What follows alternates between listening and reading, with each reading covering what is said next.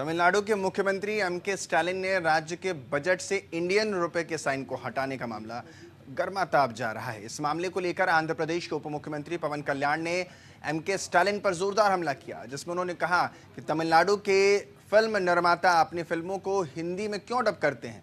इस मुद्दे को लेकर हमारे संवाददाता आनंद कुमार सिंह ने राष्ट्रीय महासचिव सांसद राधा मोहन दास से खास बातचीत की। सुनवाते उन्होंने इस पर क्या कुछ कहा है। हमारे साथ बात करने के लिए बीजेपी के राष्ट्रीय महासचिव, सांसद और प्रभारी राधा मोहन दास अग्रवाल जी हैं। सर, आप देख रहे हैं साउथ में जो तमाम मामले चल रहे हैं, हिंदी को लेकर लगातार वहाँ विवाद हो रहा है। हिंदी को जो रुपए था वो बदल दिया गया, जिसके बाद अब आंध्र प्रदेश के डिप्टी सीएम ने उन पर पलटवार किया और उन्होंने सीधा आरोप लगाया कि आप अपनी फिल्मों को हिंदी में क्यों डब करते हैं। फिर देखिए, मैं आपसे सहमत नहीं हूँ कि साउथ में कोई विवाद चल रहा है। केरल में कोई विवाद नहीं है, तेलंगाना आंध्र प्रदेश में कोई विवाद नहीं है, कर्नाटक में कोई विवाद नहीं है। इसलिए सही शब्द है, तमिलनाडु में विवाद करने का प्रयास किया जा रहा है। ये सबको पता हो चुका है कि तमिलनाडु में भारतीय जनता पार्टी बहुत मजबूत हो गई है।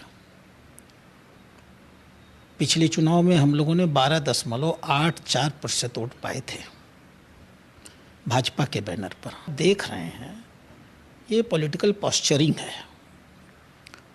डीएमके को इस बात का एहसास हो गया है, एम.के. स्टालिन को, कि अब उनके पैर के नीचे की जमीन खिसक रही है और जनता अब भारतीय जनता पार्टी को, तमिलनाडु की जनता एक विकल्प के रूप में देख रही है। इसलिए वो जानबूझ करके जो मुद्दा है ही नहीं उसको मुद्दा बनाने का प्रयास कर रहे हैं। 60-70 के दशक में ये लोग सफल हो गए थे हिंदी विरोध का एक टिटिम्भा खड़ा करने में। धीमे धीमे वहाँ की जनता को भी समझ में आ चुका है कि हिंदी भी भारत की ही भाषा है।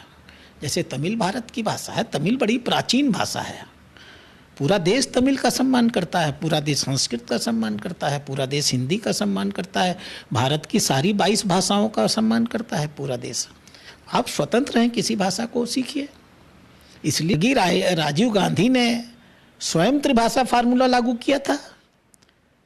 तो कांग्रेस को और राहुल गांधी को ये स्पष्ट करना चाहिए, क्या उन्होंने तय कर लिया है कि जो कुछ उनके पूर्वज कांग्रेसी नेता नेहरू जी, इंदिरा जी, राहुल जी कह करके और कर करके आए हैं, उन सबको मटिया मेट कर देंगे। वो अपने पूर्वजों से और उनकी विचारधारा से किस बात का बदला ले रहे हैं। मुझे तो लगता है कि राहुल गांधी के अंदर अपने पूर्वजों के प्रति बड़ा द्वेष है। जातियों को लेकर आप देखिए, कांग्रेस पार्टी ने एक ज़माने में, इंदिरा गांधी ने, नेहरू जी ने कभी जात की लड़ाई लड़ी थी? वो कहते थे जात की लड़ाई नहीं होनी चाहिए, और आप देश में जातीय द्वंद्व और दंगे कराने चाहते हैं। तो राहुल गांधी क्यों अपने पूर्वजों से इतना नाराज हैं, और क्यों कांग्रेस के जो पूर्व राष्ट्रपति, पूर्व नेता, जो उनके पिता और उनके दादा और परनाना हैं, उनके विचारों से हट करके ठीक उसके खिलाफ खड़े हो रहे हैं। ये तो स्वयं कांग्रेस के लिए और राहुल गांधी के लिए चिंतन का विषय है। बहुत शुक्रिया सर, हमसे बात करने के लिए। कैमरामैन मनीष के साथ मैं आनंद कुमार सिंह, न्यूज़ इंडिया, दिल्ली।